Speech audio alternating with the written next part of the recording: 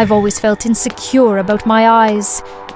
They were small, hidden beneath monolid lids, barely noticeable. Worse yet, my eyelashes were so thin and sparse that you could hardly see them even from the side. I rarely looked in mirrors, and usually kept my gaze lowered in conversations, as if trying to disappear. These unremarkable eyes made it hard for me to meet anyone's gaze, especially my crush's. And honestly, how could I not feel jealous when I looked at girls with long, perfectly curled lashes? It just didn't feel fair. One day, Gwen, my roommate, came home beaming. She held out 2 boxes of false lashes. These are for you. The salon had a buy one get one free deal on lash extensions. Trust me, once you try them, everything will change. Gwen had already worn hers and looked beautiful, her lashes thick, curled, and dramatic. I couldn't help but wonder what it would feel like to finally like what I saw in the mirror. So I agreed. Without wasting time, Gwen carefully applied glue along my lash line and placed each lash one by one. The moment it touched my skin, I felt a sharp, stinging sensation along my lash line, but I clenched my jaw and didn't flinch. I reminded myself that beauty came at a price, and if that price meant finally being noticed, maybe even by my crush, then I was willing to pay it. Once the lashes were on, I rushed to the mirror and almost didn't recognize myself. My eyes looked different, framed by long, dark lashes. For the first time in years, I felt something like happiness. To make them pop even more, I added a heavy coat of mascara, darkening each strand until they fanned out thick and full. Looking at my reflection, I felt a strange and unfamiliar satisfaction. I was scared that this new beauty would fade too quickly, so I refused to do anything that might ruin it. I avoided water, skipped makeup wipes, and barely touched the skin around my eyes. I believed that if I took extra care, if I treated every lash like it mattered, this new look would last long enough to catch the eye of the one I secretly liked. Then, out of nowhere, my eyelids started to itch. I brushed it off at first. I noticed a few small, blurry white dots clinging to the base of my lashes. I convinced myself it was just dried glue, maybe clumpy mascara. Nothing to worry about. But Gwen wasn't doing well at all. Her eyes were bloodshot, veins branching out like spiderwebs. The skin beneath her lids had begun to swell, puffed up as if reacting to something toxic. Gwen kept blinking, rubbing at her temples, lips pressed tight like she was trying to keep something in. One afternoon, Gwen stepped out of her room holding a bottle of eye drops. Layla, I think we should clean our lashes and maybe get checked. Something's wrong with mine. I turned to look at her. Her lower eyelid was swollen, bulging like it might burst. The rim was red and slightly leaking. You're probably just more sensitive than me. I feel totally fine. She gave me a worried look but said nothing more. That evening she decided to go to the clinic on her own. Soon, a strange burning sensation spread from the base of my lashes down into my eyes. I checked the mirror, but all I saw was a red, irritated rim around my eyelids. Thinking it was a mild reaction, I picked up some eye drops, hoping they'd help. But even as the discomfort lingered, I refused to remove the lashes. I didn't want to let go of the one thing that had made me feel beautiful. That night, I went to bed early, hoping sleep would fix it. But my eyelids kept twitching. Annoyed, I rubbed my eye, and that's when I felt it. Something small and wet slid down my cheek. It was light, like a drop of sweat, but it moved. I bolted to the bathroom and turned on the light. Leaning over the sink, I froze. My lashes were infested. Tiny white mites clung to the roots, wriggling in clusters.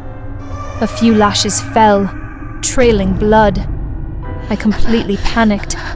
I grabbed the faucet and splashed cold water onto my face. It felt like blades against my skin, but I didn't care.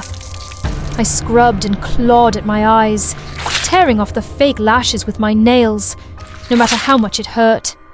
I kept rinsing until my eyes were burning, swollen, and the last of those white dots finally washed down the drain. When the water settled, I looked at myself in the mirror. They were gone.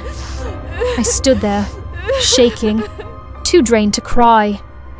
Then I crawled back to bed, telling myself that maybe, by morning, everything would be fine. I had no idea. The real nightmare was just beginning. Suddenly, I jolted awake, gasping from a sharp, unbearable pain. My eyes wouldn't open. My eyelids were so swollen and tight. It felt like something was pounding beneath the skin. I trembled as I struggled to open one eye. And when I finally did, I was paralyzed with shock. It wasn't just my eyelids anymore. Now the infestation had spread to my eye sockets, my cheeks, even my temples.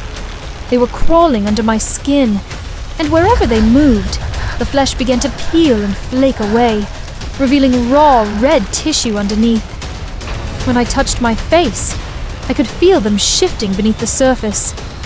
One of them burst under my fingers, releasing a foul yellow pus that reeked so badly it made me gag. Layla? It was Gwen. She had just come home. The second she saw me, she screamed, dropping the bag of medicine in her hands. I don't know what's happening to me.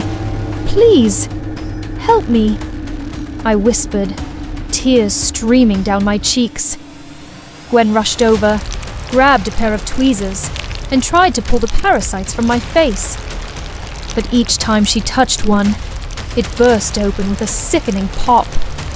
When she gently tugged at the skin beneath my eye, a layer peeled away, revealing a nest of hundreds of pale, writhing larvae, squirming like they had just woken up. I collapsed to the bed, too weak to scream. Gwen broke into sobs, hands shaking as she fumbled for her phone. Please, you have to help her! The lash mites, they started with me, and now they've taken over her! Cheap, unverified beauty products can be dangerous. Always choose wisely, for your health and safety.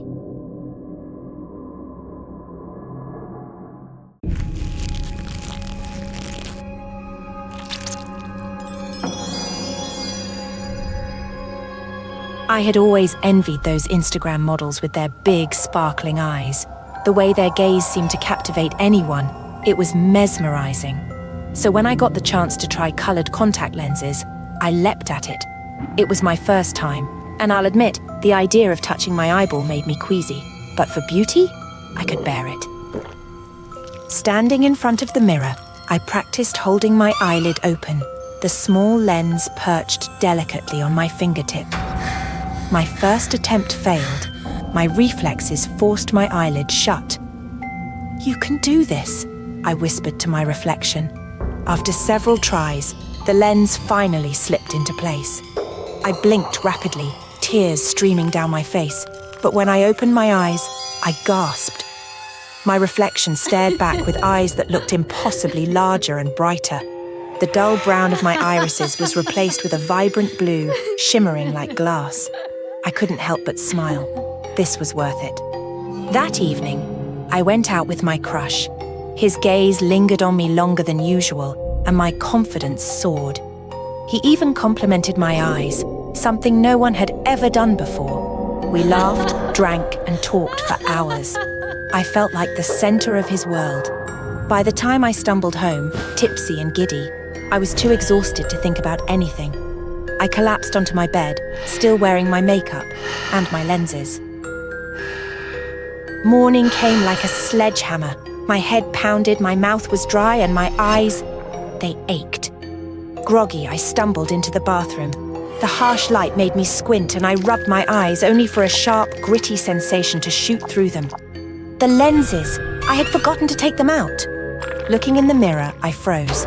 My left eye was fine, but the right one looked wrong. The lens had shifted, partially obscuring my pupil. It gave the eerie illusion that I had two pupils in one eye.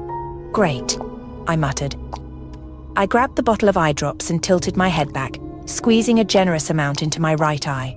The cool liquid was a temporary relief, and I reached up, trying to pinch the lens out. But it wouldn't budge. It felt slippery under my fingers, sliding further to the side each time I tried to grab it. My eye throbbed as I poked and prodded, desperate to dislodge it. "Come on!" I hissed, tears streaming down my face. Instead of coming out, the lens seemed to retreat, slipping deeper under my eyelid. Panic set in as my vision in that eye blurred. The skin around it felt swollen, and a dull, radiating pain started to build. By noon, the entire area was red and puffy. My eye burned, and each blink felt like scraping sandpaper. Defeated, I called an eye doctor. The clinic smelled like antiseptic, and the harsh fluorescent lights made my migraine worse. The doctor's calm demeanor did little to soothe my nerves. "You've got quite a bit of swelling," he said after examining my eye. "I'll try to remove the lens, but you might need more extensive treatment if it's embedded too deeply." His words sent a shiver down my spine. Embedded? I sat rigid as he used a specialized tool to extract the lens from my left eye. Relief washed over me as the first lens came out, but then his frown deepened. "Well," the doctor said after a few minutes. "I managed to retrieve one lens."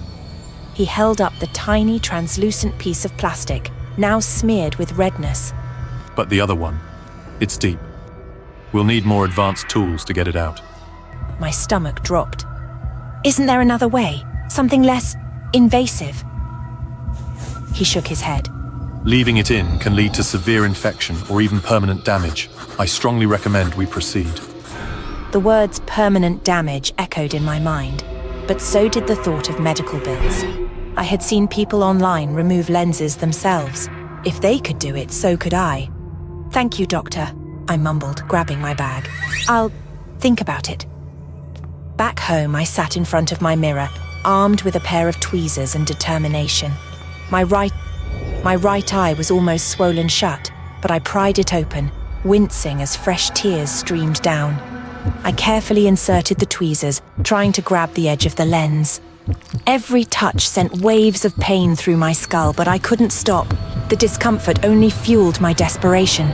"Just a little more," I muttered, my voice trembling. The tweezers slipped, scraping against the sensitive surface of my eye. A sharp pain made me cry out, but I kept going.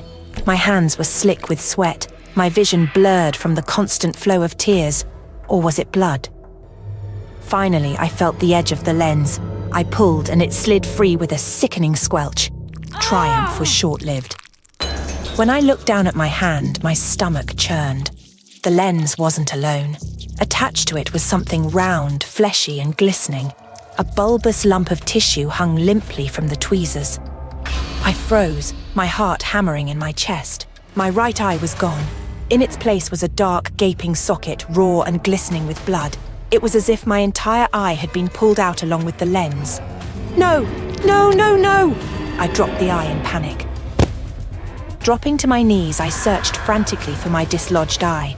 I glanced around, searching for the eye I had dropped, but the dim light played tricks on me, casting shadows that made my stomach churn. Where was it? My fingers skimmed the cold tiles until they brushed against something round and slick. I grabbed it, holding it tightly in my palm. I had to fix it. Maybe if I put it back quickly, it wouldn't be too late.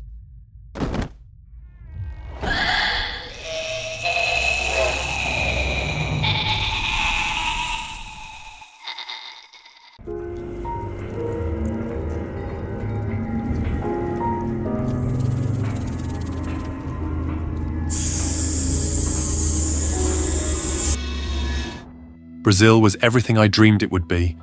Warm sun, vibrant music, and miles of golden sand stretching as far as the eye could see. Miles, my best friend and perpetual thrill-seeker, had planned every detail of our trip. He swore up and down it would be life-changing. So, when he suggested we visit a unique, authentic snake massage spa, I hesitated. The very mention of snakes made my stomach churn. but Miles laughed off my concerns. Come on, man, He said, grinning from ear to ear. it's all the rage. People say it's therapeutic. Plus, what's the point of a vacation if we don't try something crazy? Against my better judgment, I agreed. The spa was tucked away in a narrow alley, its faded sign barely legible under the dim streetlights. The door creaked ominously as we entered, and the air inside was thick with the mingling scents of incense and damp earth. Relax. Miles said, clapping me on the shoulder.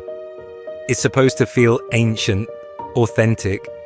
The receptionist, a tall woman with piercing green eyes, led us into a room that looked like a jungle terrarium. Vines hung from the ceiling, and the ground slithered.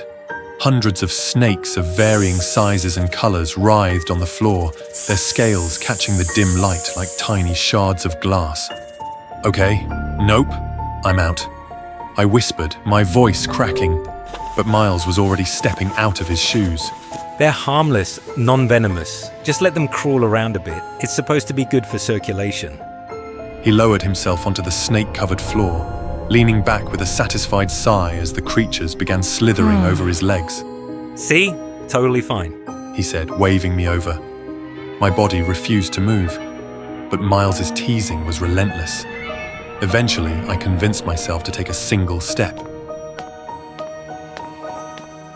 The moment my bare foot touched the floor, the cold, slimy texture of a snake's scales brushed against my skin. I froze.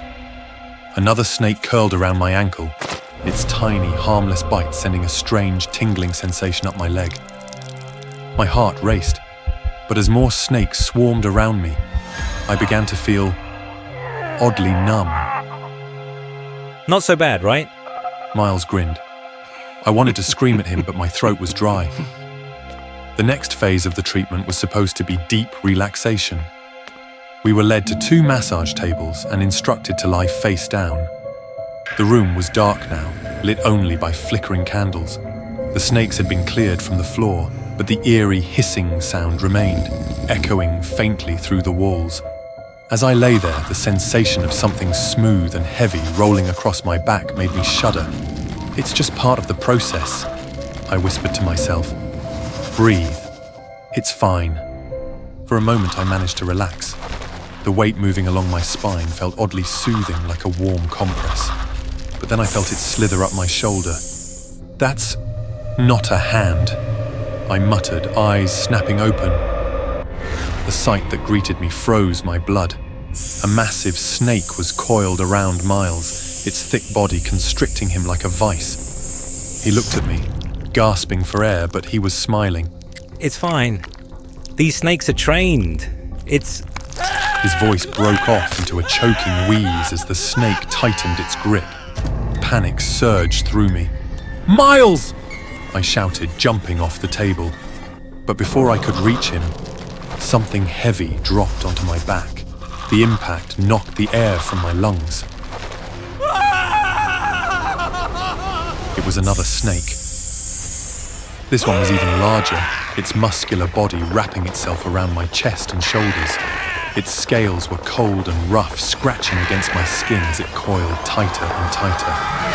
I clawed at it, trying to free myself, but the more I struggled, the tighter it squeezed. My vision blurred as my chest heaved. Desperate for air, I could hear Miles screaming now, his voice a hoarse, guttural cry. Help me! I tried to look at him, but the snake's tail wrapped around my neck, pinning my head in place. My pulse pounded in my ears as the edges of my vision darkened. With one final burst of adrenaline, I threw myself sideways off the table. The snake's grip loosened just enough for me to suck in a ragged breath. I hit the floor hard, the impact jolting through my ribs, but I was free. For a moment I lay there, gasping and disoriented. Then I heard it, a low, guttural hiss. I turned my head just in time to see the snake lunging toward me, its massive jaws unhinged and gaping wide. I scrambled backward, but there was nowhere to go. The snake's mouth engulfed me, its sharp teeth slicing into my skin as it began to swallow me whole.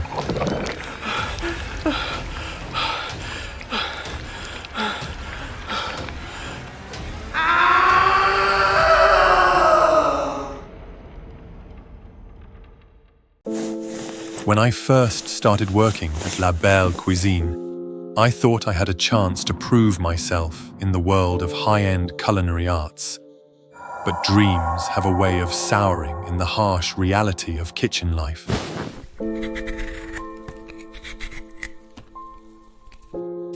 Instead of plating delicate entrees or learning the secrets of fine sauces, I found myself relegated to gorying task, peeling mountains of potatoes. The kitchen's damp environment seeped into my skin, turning it rough, scabbed, and unrecognizable. Chef Laurent was the worst.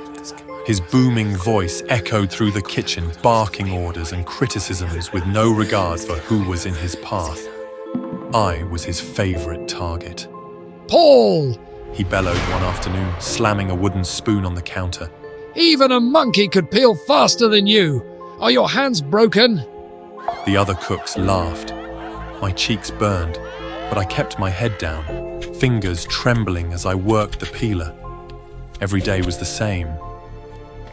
The final straw came during a staff tasting. I'd spent weeks experimenting with recipes after hours, crafting a dish I hoped would finally earn me some recognition. When Laurent announced a tasting session, I seized the opportunity and presented my creation, foie gras. Laurent took one bite and spat into the dish. Garbage! He declared. Stick to peeling potatoes. That's all you're good for. Laughter erupted again, louder this time. My vision blurred with tears, but I swallowed them back. I smiled and nodded, but inside, something cracked. That night, alone in the kitchen, I stared at the pile of peelings I'd left unfinished. The steel glint of the peeler caught my eye, and my reflection stared back, warped and jagged. Then Laurent's voice echoed in my head. Stick to peeling. I'd been slaving for months, bending over backward for Laurent, only to be humiliated time and time again. If all he saw in me was someone to scrape and discard, maybe I'd give him exactly that. I threw myself into peeling, my knife flashing through tuber after tuber, sweat dripping from my brow onto the growing mound of mashed potatoes. My hands, calloused from relentless labor, began to ache. Without realizing it, the blade slipped, slicing through one of the hardened calluses on my palm. The sliver of skin fell onto the pile of potatoes, almost indistinguishable from the starchy flesh. I froze, staring at the tiny piece of myself nestled among the mash. An idea took root in my mind, grotesque yet irresistible. What if? Driven by exhaustion and a twisted sense of rebellion, I picked up the peeler. Slowly, deliberately, I shaved off another patch of rough skin. The pain was sharp but fleeting, and the satisfaction of reclaiming control was exhilarating. I examined it, transfixed. It was almost poetic, the way my own body could be reduced to nothing but scraps, just like the potatoes, just like Laurent wanted.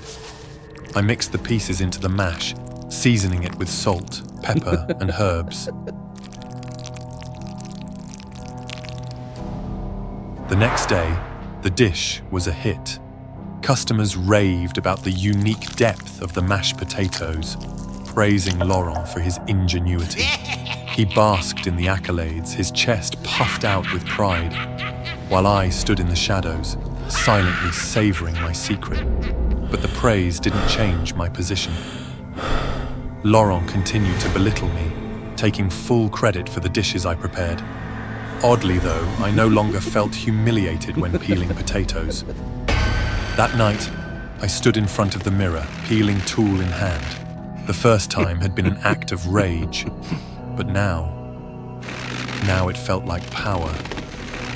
The kitchen became my domain of transformation. My worsening skin condition provided ample material to mix into the potatoes.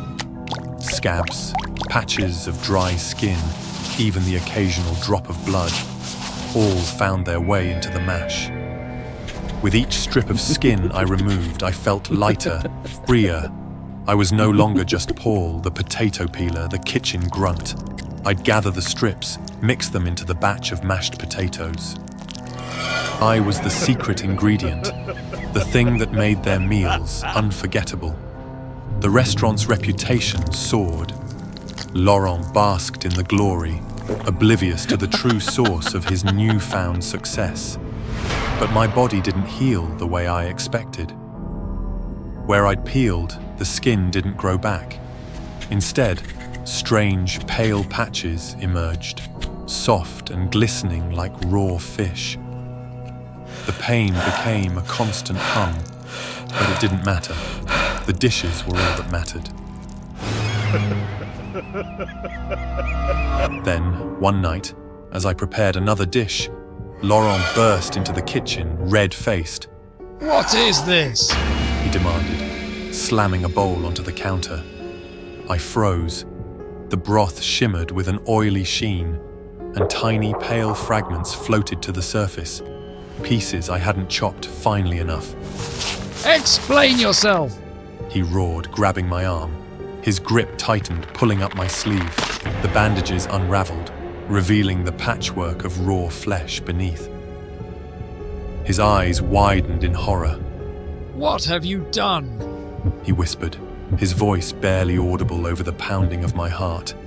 I smiled, the first genuine smile I'd felt in months. I've been giving you what you wanted, chef. A piece of me in every dish. Laurent stumbled back, clutching his stomach. His face turned pale as the realization hit. The critic, the patrons, the accolades, all built on the foundation of my sacrifice. He retched, the sound echoing through the silent kitchen. I turned back to the cutting board, the peeler gleaming under the fluorescent lights. There was still so much more to give.